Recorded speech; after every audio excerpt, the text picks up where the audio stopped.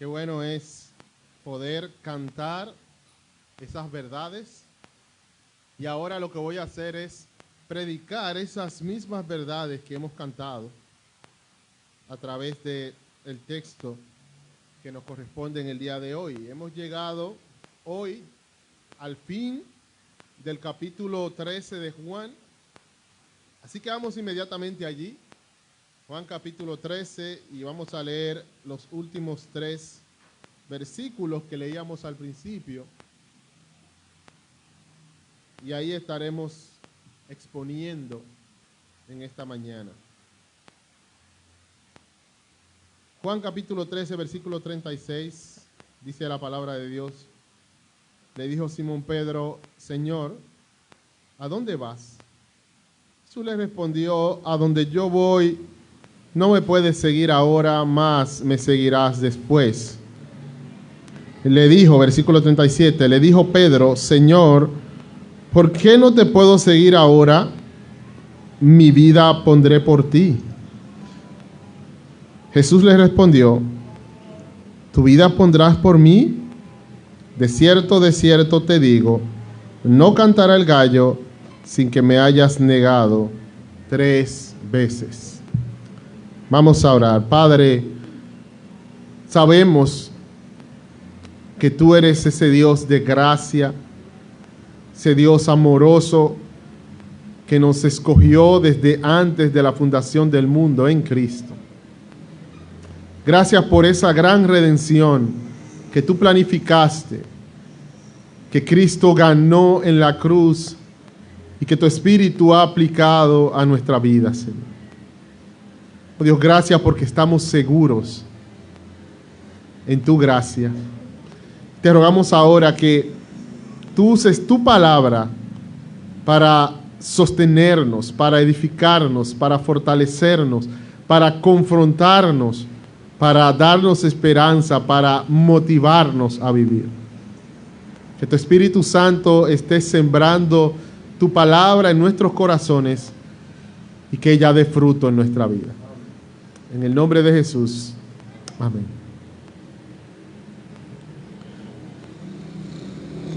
Estamos a principio de año y algo que es común cuando inicia un año son las resoluciones o las metas en diferentes áreas de la vida. Por ejemplo, hay personas que hacen metas o se ponen metas o hacen resoluciones con relación a asuntos físicos. Este año voy a ir al gimnasio, por ejemplo, o voy a hacer la dieta que me había propuesto. Esa resolución no me gusta mucho. O también en asuntos económicos, voy a adquirir tal o cual cosa, voy a iniciar tal o cual proceso. Metas en diferentes sentidos, metas profesionales como voy a terminar mis estudios o voy a hacer un posgrado. A principio de año, siempre la gente de una u otra forma se pone metas o hace resoluciones. También lo hace en lo espiritual. Es común, los cristianos obviamente, que nosotros como creyentes digamos: bueno, voy a hacer tal plan de lectura durante este año. O me propongo tal meta con relación a mi vida de oración, o con relación al evangelismo, o con relación a cualquier otra área ministerial o de la vida cristiana. A principio de año nos ponemos metas. Y específicamente en esta área que menciono, los asuntos espirituales de nuestra vida cristiana, es común que iniciemos los primeros días con mucha fuerza, con mucho ánimo.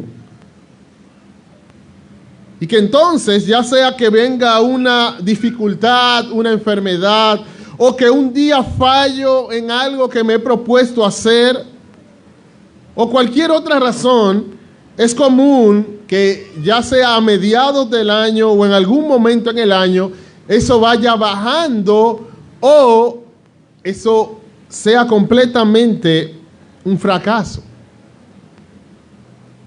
Comenzamos con mucho ánimo en muchas ocasiones, pero luego terminamos en un fracaso. Y eso nos recuerda una realidad, nos recuerda el hecho de que somos débiles. Hermanos, nosotros no somos fuertes, somos débiles. Y no estoy hablando de falsos creyentes, no, estoy hablando de verdaderos cristianos, personas que han nacido de nuevo, personas donde Dios ha obrado. Somos débiles. Es cierto que Dios nos ha dado un nuevo corazón, una nueva mente, el perdón de pecados, según lo que promete el nuevo pacto. Eso es cierto. Sin embargo, estamos en un proceso de santificación.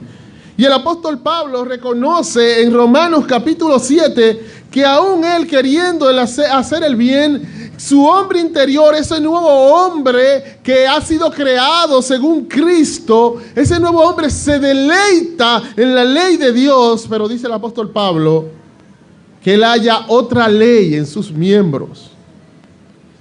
Y él cae una y otra vez en aquellas cosas que él no quiere hacer. Oigan, hermanos, el apóstol Pablo. Y es que el verdadero discípulo es débil. En sí mismo es débil.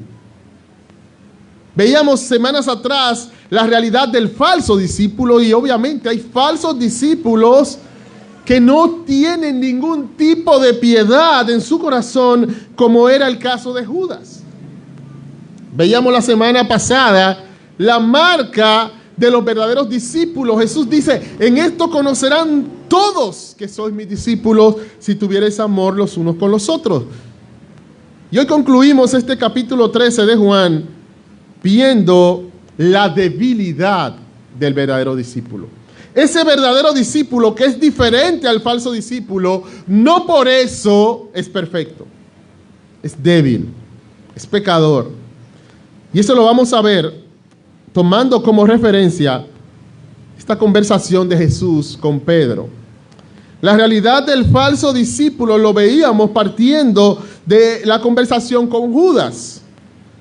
Esto lo veremos entonces partiendo de esta conversación con Pedro al final del capítulo 13. Vamos a ver la debilidad del verdadero discípulo. Y vamos a ver esto en 3 puntos. Vamos a ver 3 cosas. En primer lugar, vamos a ver la presunción de Pedro en los versículos 36 y 37. Pedro presume de algo en estos versículos. En segundo lugar, vamos a ver la realidad de Pedro. Él presume de algo, pero su realidad es otra. En el versículo 38. Y vamos a concluir viendo algunos llamados finales.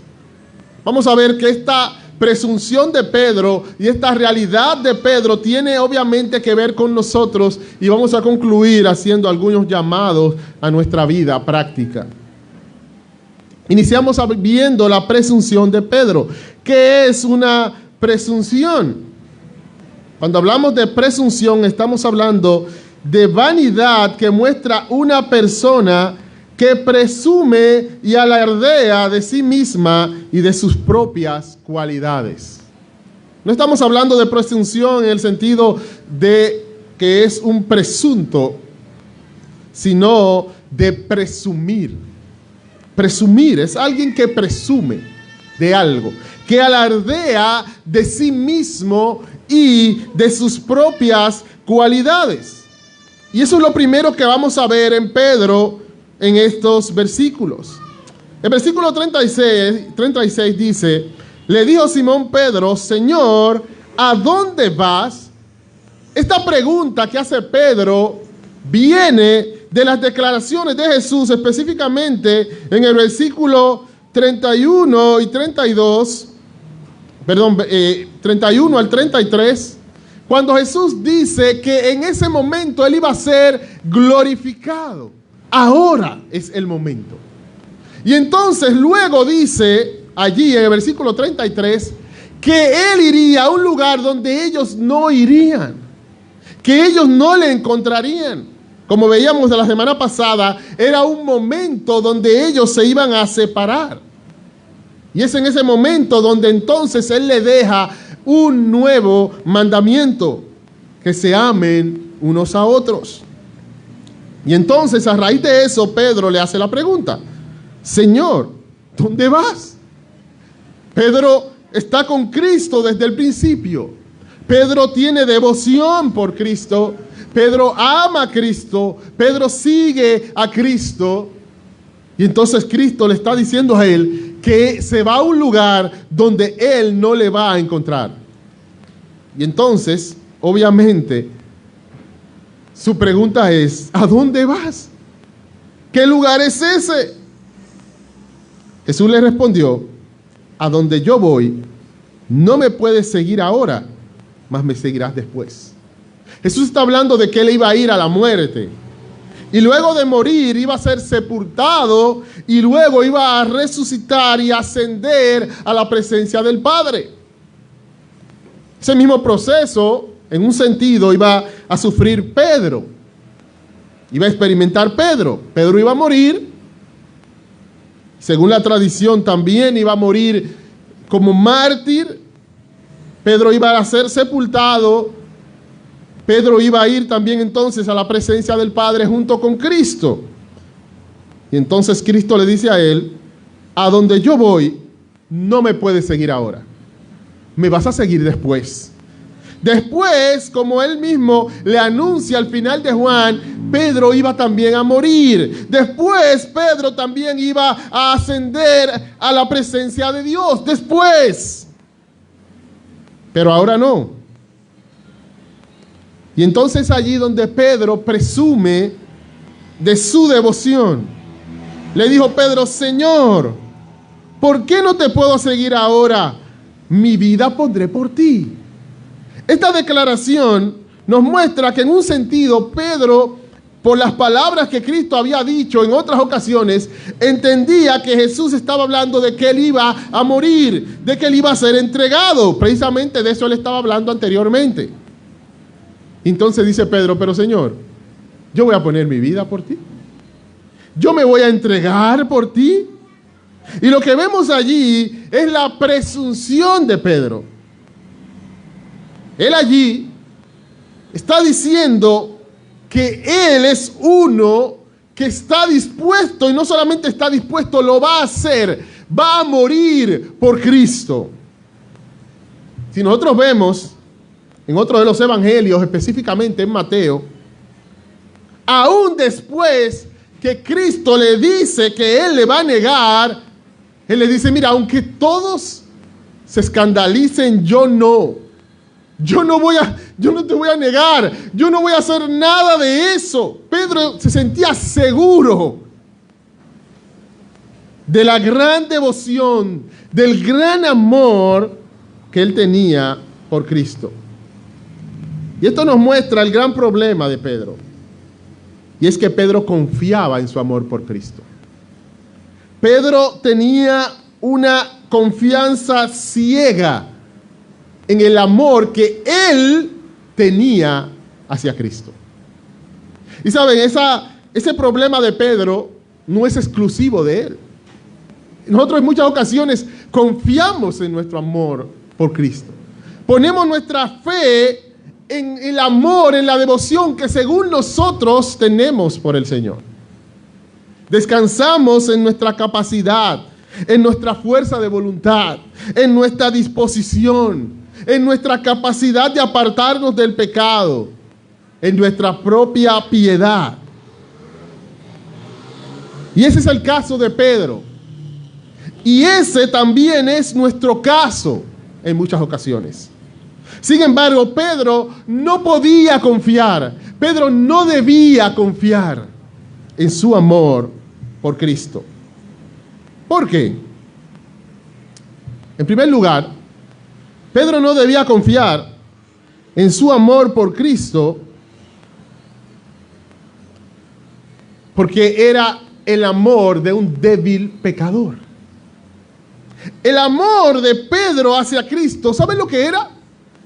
El amor de un débil pecador. No podemos negar que Pedro tenía devoción por Cristo. Precisamente como veíamos hace semanas atrás, esa es la diferencia en lo práctico entre el falso discípulo y el verdadero discípulo. El falso discípulo no ama a Cristo en ningún sentido. Y esto lo podemos ver en el testimonio de Judas. Pero el verdadero discípulo ama a Cristo. Pablo mismo dice en una ocasión, el que no amare al Señor Jesucristo sea anatema. Hay dos personas que según Pablo están entregados a maldición en el contexto religioso. Están bajo condenación. El que trae otro evangelio, el que no ama a Cristo. O sea, no hay un creyente verdadero que no ame a Cristo, hermano. No confundamos debilidad con impiedad. Muchas veces la gente escuda su impiedad, su corazón no regenerado, su corazón impío, y dice, es que somos débiles. No. Una cosa es ser débil, como Pablo dice, mi hombre interior se deleita en la ley de Dios. He nacido de nuevo, el nuevo pacto se está cumpliendo en mí, me deleito en la ley está en mi corazón, pero me encuentro con una realidad. El pecado está en mí. Eso es debilidad. Pero ¿saben qué es impiedad? Lo que Jesús dijo de los fariseos. Ellos atan cargas pesadas sobre los hombres, pero ellos ni con un dedo quieren moverla. Ellos no quieren hacer la voluntad de Dios. Ellos no quieren hacer lo que ellos dicen. Ellos no se deleitan en la ley. Eso es impiedad. Y si ese es tu caso, no confundas, no confundas. Para tu propio bien, para bien de tu alma, no confundas tu impiedad, si ese es tu caso, con debilidad. La debilidad es lo que tienen aquellos que realmente aman a Cristo, pero que se encuentran con una realidad. Son pecadores. Y no la vida de alguien que no le importa a Cristo, que no le interesa su gloria, que no le importa su obra, no le importa su reino. Eso no es debilidad, eso es impiedad, eso es muerte en delitos y pecados. No confundamos una cosa con la otra. Pero Pedro realmente amaba a Cristo. Sin embargo, era el amor de un débil pecador. Y él no podía confiar en ese amor de un débil pecador. Se lo podemos ver en el capítulo 16 de Mateo, cuando después que Pedro hace una declaración gloriosa de quién es Cristo, Jesús dice, wow, eso no te lo reveló a ti ni sangre ni carne, eso fue una revelación directa de mi Padre. Ahí mismo, más adelante, el Señor tiene que decirle, mira, quítate delante de mí, Satanás. Me eres tropiezo, porque no pones la mira en las cosas de Dios, sino en las cosas de los hombres. De ahí, Pedro pasa de ser un instrumento del Padre a ser un instrumento de Satanás. Su amor por Cristo es el amor de un débil pecador. No se puede confiar en ese amor. Así que Pedro está confiando en su amor por Cristo. Pero no puede hacerlo en primer lugar porque es el amor de un débil pecador, pero también porque su confianza debía estar en la fuente, no en los frutos. Escuchen bien, hermanos, la confianza de Pedro tenía que estar en la fuente, no en los frutos. Hermano, nuestro amor por Cristo, aparte de que es el amor de un débil pecador, es un fruto. Es un fruto que viene de nuestra unión con Cristo. Más adelante, en el capítulo 15, Jesús le dice a ellos, yo soy la vid verdadera y mi Padre es el labrador. Todo pámpano que en mí no lleva fruto, lo quitará, y todo aquel que lleva fruto lo limpiará para que lleve más fruto. Y a vosotros estáis limpios, ya vosotros estáis limpios por la palabra que os he hablado. Permaneced en mí y yo en vosotros, como el pámpano no puede llevar fruto por sí mismo si no permanece en la vid. Así tampoco vosotros si no permanecéis en mí. Yo soy la vid, vosotros los pámpanos. El que permanece en mí y yo en él, éste lleva mucho fruto, porque separados de mí nada podéis hacer. No voy a exponer eso el pastor a mí lo va a estar exponiendo. Sin embargo, aquí está claro que nuestra vida que agrada a Dios es un resultado, es un fruto de que estamos unidos a Cristo. Separados de Él, nada podemos hacer. Es por eso que decíamos semanas atrás que si tú ves algo de amor por Cristo en ti, no te mires a ti mismo, mira a Cristo. Porque sencillamente ese es el resultado de tu unión con Cristo. Él está obrando en ti a través de su Espíritu, y el fruto de su Espíritu en ti es ese amor. Así que no hay nada de qué gloriarse, no hay nada en lo cual confiar en nosotros mismos. ¿Tienes devoción por Cristo? ¿Tienes devoción por su obra? ¿Eres fiel a Él? ¿Le sirves? ¿Estás batallando contra el pecado? ¿Estás buscando que su nombre sea honrado? Eso es un fruto.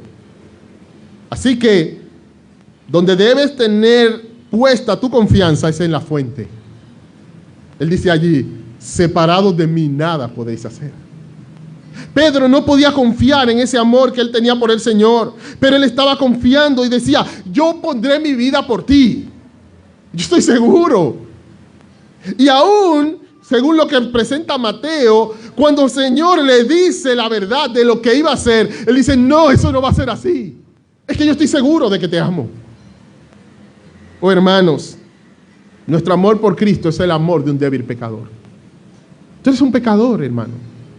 Cada segundo lo demuestras, cada segundo es evidente. No puedes servir a Dios sin orgullo. No puedes hacer algo bien para Dios sin que en un momento te detengas a alabarte a ti mismo en tu corazón. Eres un pecador. En lo bueno pecas. Aún arrepintiéndote, como decía Jonathan Edwards, pecas. Así que, ¿cómo vas a confiar en tu amor por Cristo? ¿Cómo vas a confiar en tu amor por Cristo si hay algún amor en ti, es un fruto de su obra en ti? Así que tu mirada no debería estar puesta en ti mismo. Mi mirada no debería estar puesta en mí mismo. Nuestra mirada debe estar puesta en la fuente, que es Jesucristo. La presunción de Pedro. ¿Y de qué presume Pedro? Él presume de que él pondría su vida por el Señor. Pero entonces, en el versículo 38 se presenta la realidad. ¿Quién era Pedro realmente?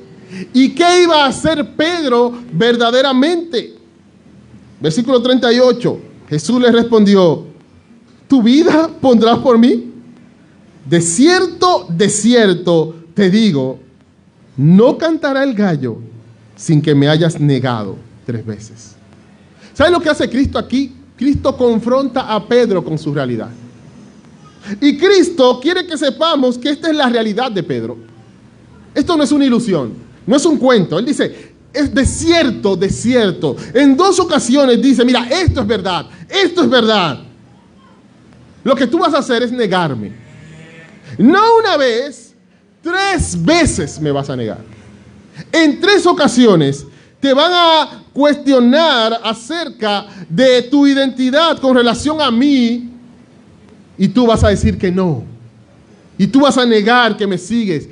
3 veces. Jesús está presentándonos allí la realidad de Pedro. Frente a la presunción de Pedro, Cristo nos presenta su realidad. Ahora, alguno podría decir: bueno, pero ese es Pedro antes de la venida del Espíritu. Él lo niega, es verdad, 3 veces, es verdad. Pero después, cuando viene el Espíritu de Dios, en Pentecostés, Él se para y predica frente a miles de personas y los acusa de que ellos mataron al Señor Jesucristo. Ese es un Pedro valiente. Ya Él no es así después que viene el Espíritu. Así que Él no nos representa a nosotros allí. Alguno podría pensar eso. Él no nos representa a la iglesia después de Pentecostés, porque esto es antes de Pentecostés. Y entonces, la Biblia nos responde con Gálatas capítulo 2. En Gálatas capítulo 2 vemos a Pedro no antes de Pentecostés, después de Pentecostés. Vemos a Pedro después de haber anunciado el evangelio y aún arriesgado su vida y aún sufrido por el evangelio, de haber recibido azotes y estando también con más experiencia en el ministerio, con más madurez. Pero vemos a Pedro con la misma debilidad. Gálatas capítulo 2, versículo 11 dice: pero cuando Pedro vino a Antioquía, le resistí cara a cara porque era de condenar. Pues antes que viniesen algunos de parte de Jacobo, comía con los gentiles, pero después que vinieron, se retraía y se apartaba porque tenía miedo de los de la circuncisión.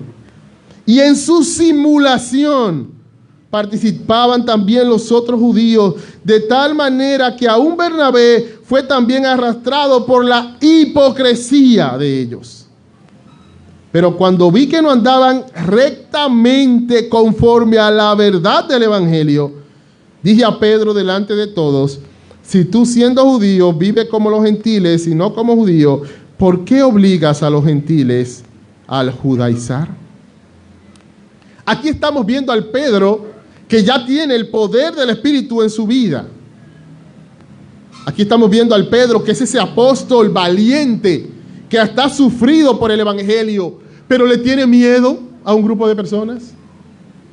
Y por ese temor, un temor parecido al que él demuestra cuando niega al Señor, él niega en un sentido práctico el evangelio. No anda conforme a la verdad del evangelio. Cae en simulación y en hipocresía. Así que no se trata simplemente de un creyente antes o después de Pentecostés. Se trata de la realidad de Pedro como pecador. Jesús le dice allí: tú me vas a negar 3 veces. Hay algunas cosas que debemos observar de esta realidad. En primer lugar, que era una realidad conocida por Cristo. Aunque Pedro no conocía su corazón, aunque Pedro no conocía su futuro, Cristo sí lo conocía. Oh, hermanos, nosotros podemos enorgullecernos de nosotros mismos y tener más alto concepto de nosotros que el que debemos tener, pero Cristo nos conoce. Cristo nos conoce por completo. En este mismo capítulo, él muestra que él conocía aún que había uno de ellos que era un falso discípulo. ¿Y sabe qué dice Jesús? Yo le estoy diciendo esto ahora para que cuando sucedan ustedes sepan que yo soy. ¿Recuerdan eso? Ustedes sepan que yo soy Jehová, que yo soy el que se le apareció a Moisés, que yo soy el Dios de Abraham, el Dios de Isaac, el Dios de Jacob, que yo soy aquel que planificó desde el Antiguo Testamento soberanamente la historia de la redención. Yo soy ese mismo Dios, el Dios del pacto. Por ende, conozco a todos. Conozco el corazón del hombre. Conozco lo que todos van a hacer porque soy el Dios soberano. Jesús conocía a Judas, Jesús conocía a Pedro, Jesús nos conoce a cada uno de nosotros, hermanos. ¿Qué dice el Salmo 139? Miren lo que dice allí la palabra de Dios. El salmista, hablando de ese gran Dios del pacto, con quien Cristo se identifica, dice el versículo 1, oh Jehová, el yo soy, tú me has examinado y conocido. Tú has conocido mi sentarme y mi levantarme. Has entendido desde lejos mis pensamientos. Has escudriñado mi andar y mi reposo, y todos mis caminos te son conocidos. Pues aún no está la palabra en mi lengua, y he aquí, oh Jehová, tú la sabes toda. Detrás y delante me rodeaste y sobre mí pusiste tu mano. Tal conocimiento es demasiado maravilloso para mí. Alto es, no lo puedo comprender. Él nos conoce, hermanos. Podemos engañar a otros, a Él no podemos engañarle. Podemos engañarnos a nosotros mismos, a Él no podemos engañarle. Podemos ignorar, Él no ignora. Él nos conoce por completo. Él nos conoce aún antes de nosotros pensar hacer las cosas. Él conocía a Pedro. Por eso Él le decía, tú me vas a negar 3 veces. Pedro estaba cegado por su presunción. Jesús conocía su realidad. No solamente era una realidad conocida por Cristo, era una realidad que no afectaba el amor de Cristo. Oigan esta buena noticia, hermano. La realidad de que Cristo conoce tu pecado, la realidad de que eres débil a pesar de que has nacido de nuevo, la realidad de que vas a fracasar una y otra vez en cosas que te propones, esa realidad no afecta el amor de Cristo. ¿Cómo comienza Juan capítulo 13? Juan capítulo 13 comienza presentándonos una introducción a todo este contexto, presentándonos el marco de toda esta reunión de Cristo con sus discípulos. ¿Y cuál es ese marco? Que Cristo, que había amado a los suyos que estaban en el mundo, los amó hasta el fin. Y es allí que Él está con ellos. Y es allí que Él les sirve. Y es allí que Él les recuerda que Él los ha limpiado y que los sigue limpiando progresivamente y constantemente. Y es allí que Él les da un nuevo mandamiento, que se amen como Él los ha amado. Pero es allí, en ese mismo contexto de amor, que Cristo le dice a Pedro, tú me vas a negar 3 veces.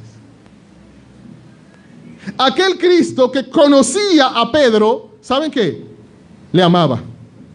Y le amaba conociendo quién era Pedro y qué Pedro iba a hacer. Hermano, escucha esto. Nunca vas a sorprender al Señor. Y escucha esto otro. Nunca vas a decepcionar a Cristo. No lo vas a decepcionar. No lo vas a desilusionar. No estoy diciendo esto para que le demos rienda suelta a nuestro pecado. No. Estoy diciendo esto para que estemos seguros en su amor. A veces las personas decepcionan al amado. Ay, pero yo no sabía que tú eras así. Cristo nunca va a decir eso. Oh, pero con esto tú me sales, yo no sabía que tú eras así. No, porque Él nos conoce y Él nos amó conociéndonos. Sabiendo no solamente para qué damos, sino sabiendo todo cuanto haríamos. Tú puedes pensar que sabes para qué da una persona. No, yo sé que él es pecador, porque como la Biblia lo dice, pero cuando lo hace, dice, wow, yo no sabía que él daba para eso. A Cristo no le pasa eso.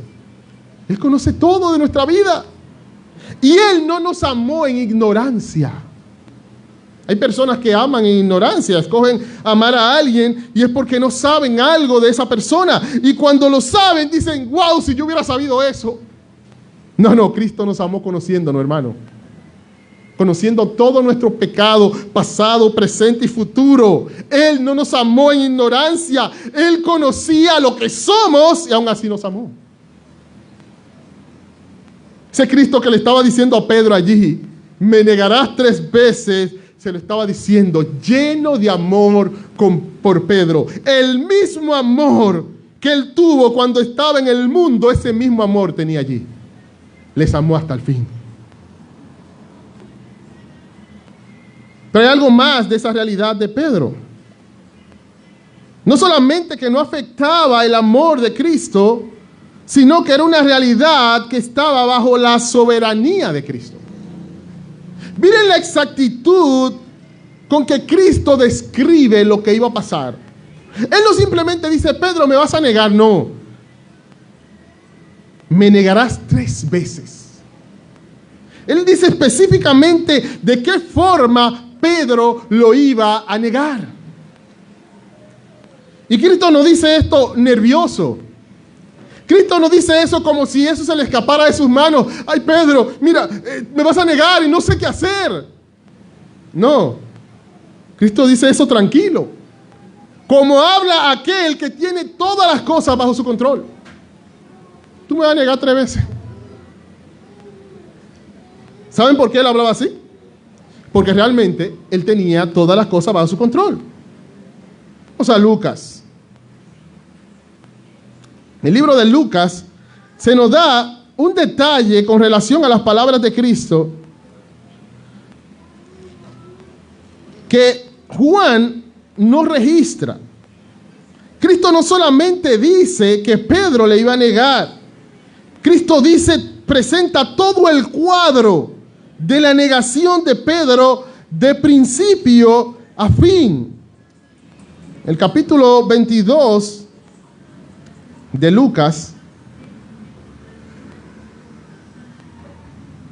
dice, versículo 31, dijo también el Señor: Simón, Simón, he aquí Satanás os ha pedido para zarandearos como a trigo, pero yo he rogado por ti que tu fe no falte, y tú, una vez vuelto, confirma a tus hermanos.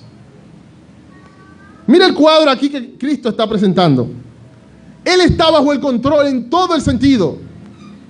¿Satanás tenía algo que ver con la negación de Pedro? Obviamente. ¿Satanás tenía que ver algo con que los demás discípulos abandonaran a Cristo en ese momento crucial? Obviamente. Pero Cristo quería mostrarle allí que el asunto no estaba en que Satanás era soberano sobre la situación, sino que él era el soberano. Satanás os ha pedido. Y eso nos recuerda a Job. No es que Satanás atacó a Job, no. Él tuvo que ir delante de Dios y dice: ¿no has considerado a tu siervo Job? Y Dios hasta le dice: mira, puedes hacer tal cosa, pero tal cosa no. Él es el soberano. Y Cristo le muestra a Pedro que aún en su negación, él está en el control absoluto de las cosas. Satanás le atacaría, pero él seguía siendo el soberano. Pero no solamente eso, él le muestra a Pedro que él iba a sostener su fe. Yo he rogado que tu fe no falte. Me vas a negar, sí, pero no vas a caer en incredulidad. Hermanos, algo muy interesante es que Jesús nunca llama a sus discípulos incrédulos. Le llama de poca fe. Cuando él habla de esos momentos en que tú te angustias, ¿por qué comeremos? ¿Qué beberemos? ¿Sabes cómo él llama a sus discípulos? De poca fe. Cuando Pedro sucumbe al ver las olas y se hunde, él le dice: hombre de poca fe, ¿por qué dudaste? ¿Saben por qué? Porque es que somos creyentes. El creyente siempre cree. En un momento está débil su fe, en un momento duda, pero es creyente. Aún en ese momento más bajo de la vida de Pedro, la fe de Pedro estaba ahí, porque él es un creyente. Dice: he rogado que tu fe no falte. Yo sostengo tu fe. Tú eres creyente porque yo he intercedido por ti ante el Padre. Porque yo he mediado por ti ante el Padre. Y aún en el momento más bajo de tu vida, tu fe no va a faltar. Va a seguir siendo un creyente. Y esto nos recuerda esa hermosa doctrina de la preservación de los santos. Aún en nuestros momentos más oscuros, el Señor nos está sosteniendo. Por eso Asaf decía: mas yo siempre estuve contigo. Me has tomado de la mano derecha. Siempre, ¿cómo que siempre? Tú no dices, Asaf, que en un momento entraste en el santuario. Sí, pero yo siempre estuve ahí. Porque Él me ha tomado. Él me tiene agarrado. Y aún en mis momentos más bajos, Él me sostiene. Porque no se trata de la fuerza de mi fe, sino de la fuerza de su mano.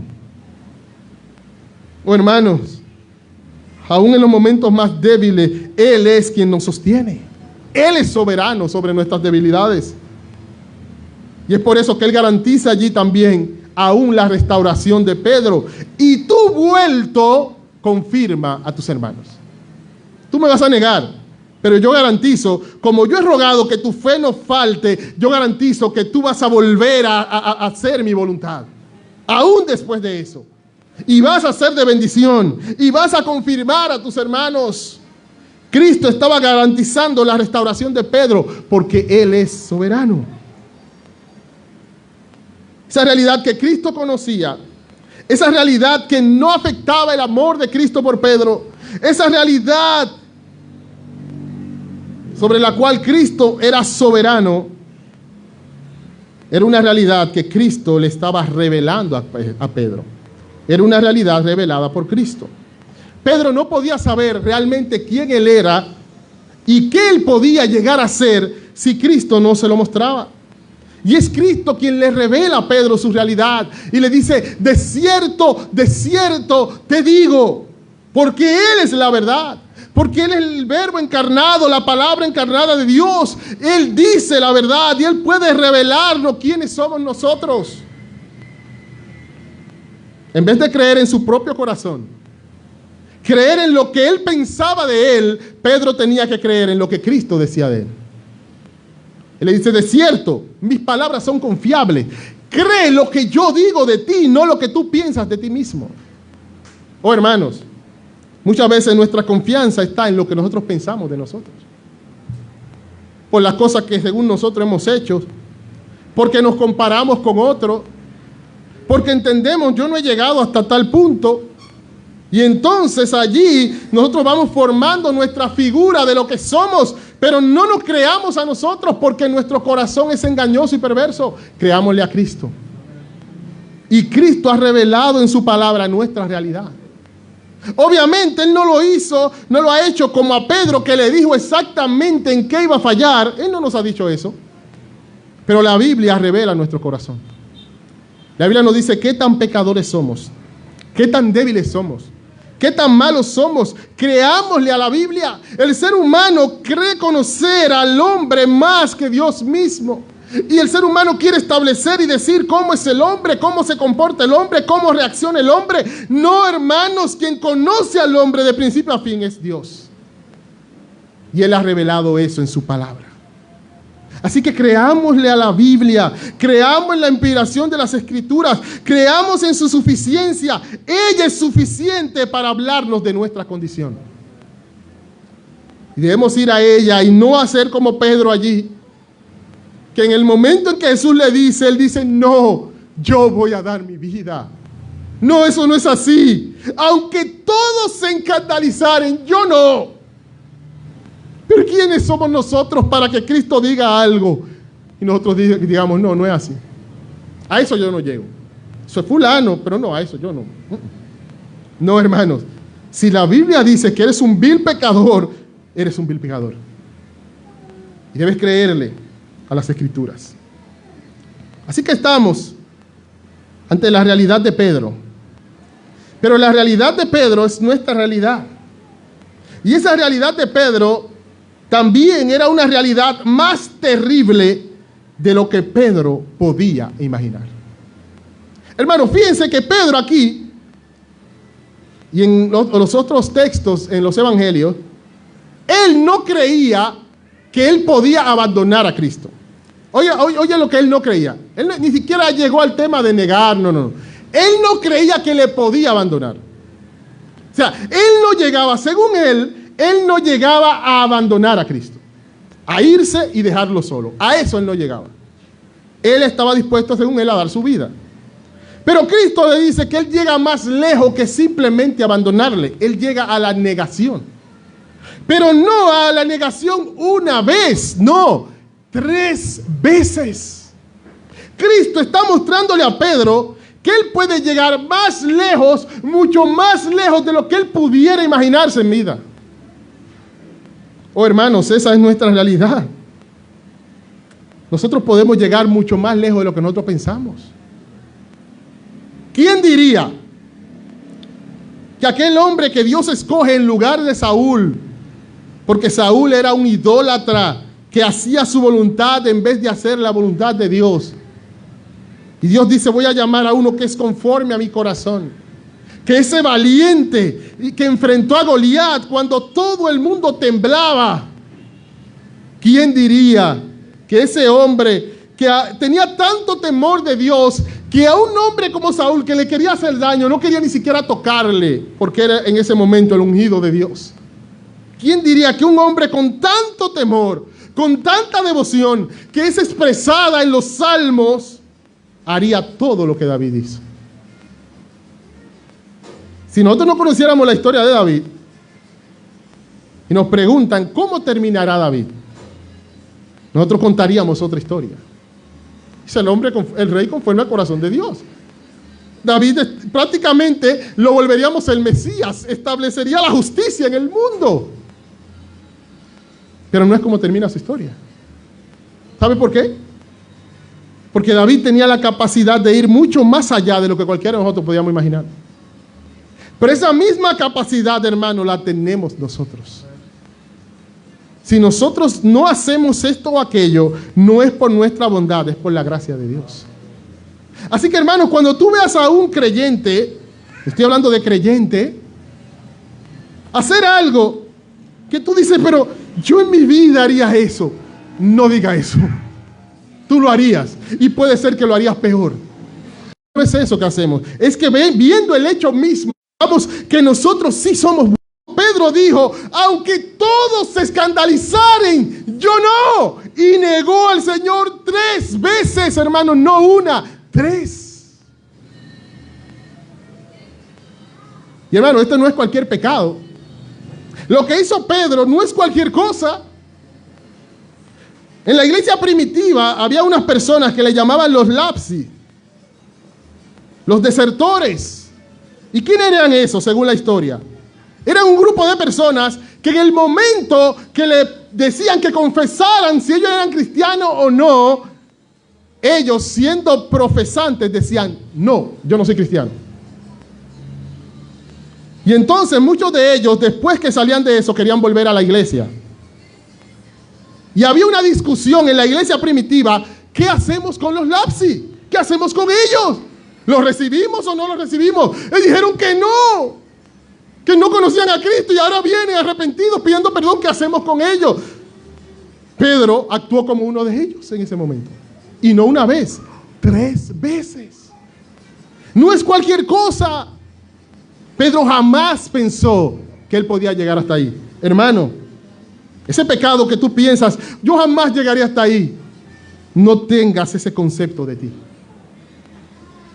La realidad del verdadero creyente es que es tan débil que puede hacer lo que él nunca se ha imaginado que podría hacer. Y eso nos lleva a lo último.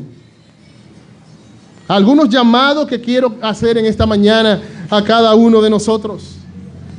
Y el primero, hermanos, es un llamado a la vigilancia de nuestras vidas. Un llamado a la vigilancia de nuestras vidas. Hermano, escucha esto. Si esto es verdad, si nosotros podemos caer aún en esas cosas que nosotros no podríamos imaginar que podemos caer, si nosotros tenemos la capacidad de cometer esos pecados que nos parecen imposibles en nuestra vida, si Pedro negó al Señor 3 veces, si David fue un adúltero, hipócrita, mentiroso, asesino, manipulador, si nosotros somos tan débiles, debemos vigilar nuestra vida. Debemos estar pendientes de nuestra vida. Debemos estar pendientes de nuestra alma. Sobre toda cosa guardada, guarda tu corazón, porque de él mana la vida. Esa capacidad de vigilancia que tú tienes para ver, que yo tengo, para ver qué falta en mi casa, qué falta en tu casa. Esa capacidad de vigilancia que tenemos para observar nuestra salud, para mirar que necesitamos esto, necesitamos aquello, aún mayor deberíamos tenerla por nuestra alma. 1 Corintios capítulo 10, encontramos al apóstol Pablo haciendo un llamado a los corintios y diciéndole, ustedes no son diferentes al pueblo de Israel. Yo les estoy exhortando a ustedes para que no forniquen como ellos fornicaron, dice el apóstol Pablo. Para que no caigan en idolatría como ellos cayeron en idolatría. Para que no murmuren como ellos murmuraron. Porque esas cosas, dice Pablo, están escritas ahí como ejemplo y están escritas para amonestarnos a nosotros, a quienes han alcanzado los fines de los siglos. Y después dice el apóstol, el que cree estar firme, mire que no caiga. Algunos de los corintios podían decir, eso fue Israel, eso no soy yo, eso fueron ellos. Y Pablo le dice, ustedes están hechos del mismo material que están hechos los israelitas. Ustedes son tan pecadores como ellos. ¿Sabe quiénes fueron los que hicieron todo eso? Fueron los que fueron sacados por Moisés de Egipto, dice Pablo. Los que bebieron de la roca espiritual, y la roca era Cristo. Y ustedes dicen que son cristianos, pero ustedes pueden hacer lo mismo que ellos hicieron entonces. El que cree estar firme, dice el apóstol, mire que no caiga. Eso fue Pedro. Tú eres pecador como Pedro. Oh hermano, cuando veamos la Biblia, estos hombres de Dios caer, cuando veamos los pecadores caer en nuestro contexto, lo que debemos hacer, en vez de decir, ahí yo no llego, es vigilar nuestra vida. Estar pendiente de nuestra vida. Estar pendiente de cualquier asomo de pecado. Porque como decía uno de los puritanos, es fácil cortar la ramita. El lío es cuando se vuelve un tronco. Cuando está saliendo una ramita allí de algo que fue sembrado hace poco, cualquiera va y con la mano le hace así y lo rompe. Pero cuando eso crece y se vuelve un árbol, hay que buscar una sierra, un hacha, para poder tumbarlo. Oh hermano, cada vez que se asome el pecado en tu vida, no lo minimices, porque eso se puede convertir en un tronco del cual no vas a poder arrancar nunca. Y te puede llevar a cosas que tú nunca has imaginado. Como dice el pastor Miguel Núñez, nosotros podemos, yo parafraseándolo, podemos escoger ese momento donde nosotros iniciamos el pecado, pero nosotros no sabremos cuándo vamos a regresar, cuán lejos vamos a llegar.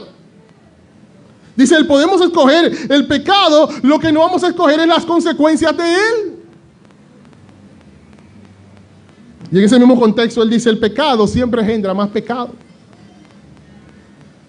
Oh hermano, tal vez estás tranquilo y estás cogiendo caer en algunas cositas ahí, poco a poco, eso no es nada, no hay que ser tan radical. Y no sabes que el pecado nos lleva más lejos de lo que nosotros podíamos imaginarnos. Y cuando tú recién abras los ojos, va a estar tan lejos. ¿Te han visto a los muñequitos? Que ellos van corriendo así y hasta salen del barranco. Y cuando miran para abajo, ya están ahí. Y caen. Así no puede pasar. Ya estamos muy lejos cuando recién abrimos los ojos, pero lo único que nos queda es caer. Vigilemos nuestra vida. El que cree estar firme, mire que no caiga. Esto también es un llamado a la oración constante. Porque si somos tan débiles, necesitamos al Señor. Hermano, esa canción no es un cliché. Te necesito cada momento, es una realidad. Cada momento necesitamos al Señor. Separados de Él, nada podemos hacer. Esto debería motivarnos a mejorar nuestras vidas de oración. Lo que va a mejorar nuestra vida de oración, como he dicho otras veces, no es que nos creamos fuertes, yo soy el que más ora, no. Es que entendamos que somos débiles, que no servimos y que entonces necesitamos el auxilio de Dios. Y entonces cuando entendamos eso, ahí vamos a clamar todos los días, ayúdame, porque yo sé que puedo caer en lo peor que podría imaginarme y aún en lo que no puedo imaginarme. ¿Saben la buena noticia de eso? Es lo que dice Pablo al final del capítulo 3 de Efesios.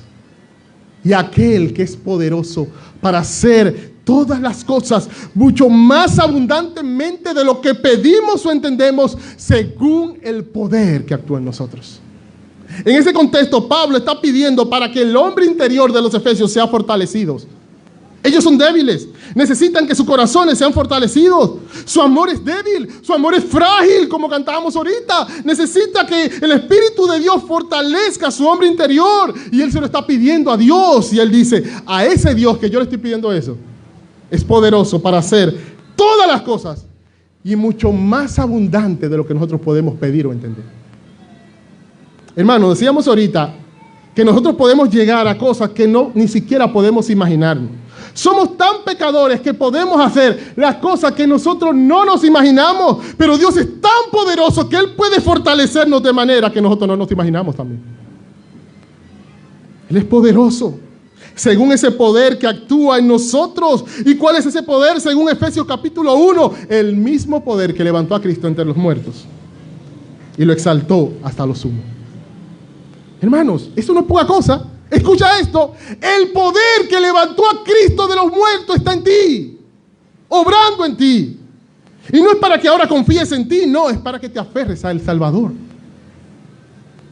Y para que lo hagas confiando en que Él es poderoso, para que ese pecador que puede ir más allá de lo que se imagina, sea fortalecido más allá de lo que podamos entender. Tenemos unos días de oración en la semana y sabemos el tiempo que estamos pasando, pero le motivamos, hermano, a que aprovechemos eso. Aprovechemos estos tiempos, porque esos tiempos de oración solamente son un grito de que somos débiles.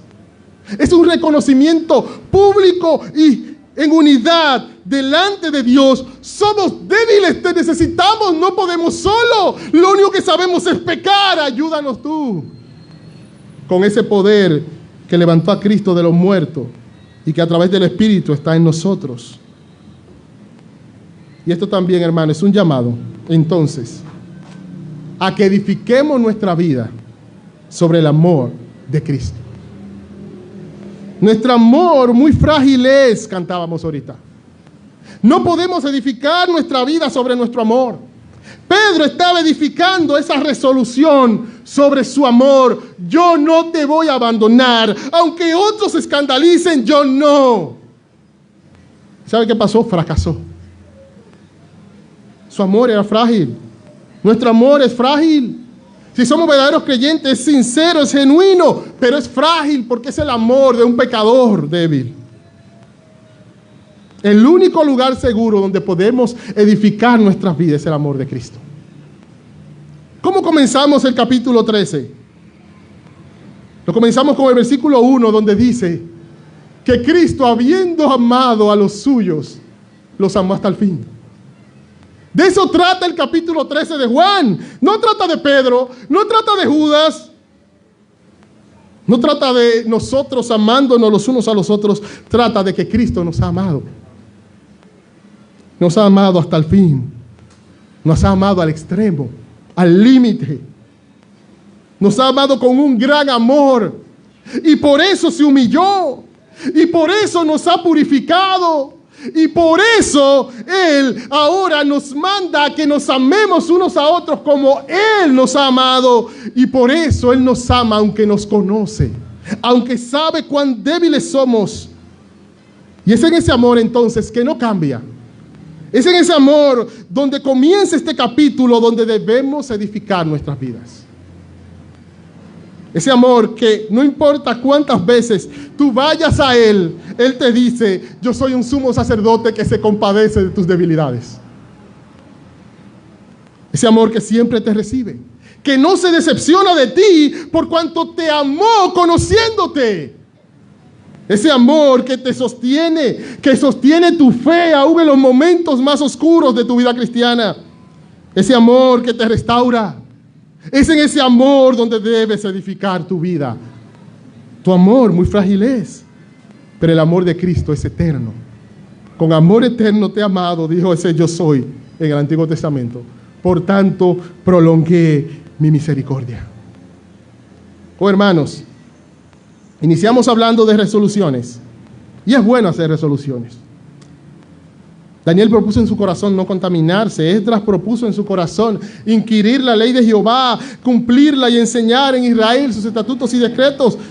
Josué propuso: yo y mi casa serviremos a Jehová. Es bueno, pero cuando lo hagamos, no lo hagamos confiando en nuestro amor, como lo hizo Pedro. Hagamos buenas resoluciones en nuestra vida, no solamente al principio del año, todo el año, pero hagámoslo confiando únicamente en aquel que nos amó. Puesto los ojos en el amor de Cristo. Te damos gracias, mi Dios.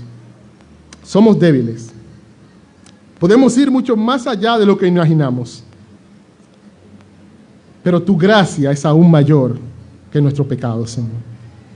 Gracias. Gracias porque tu revelación nos muestra cuán débiles somos, pero también nos muestra cuán poderoso eres tú y cuánto amor tienes para con nosotros. Mi petición esta mañana es que nos ayude a cada uno a edificar nuestras vidas sobre el amor de Cristo. En el nombre de Jesús. Amén.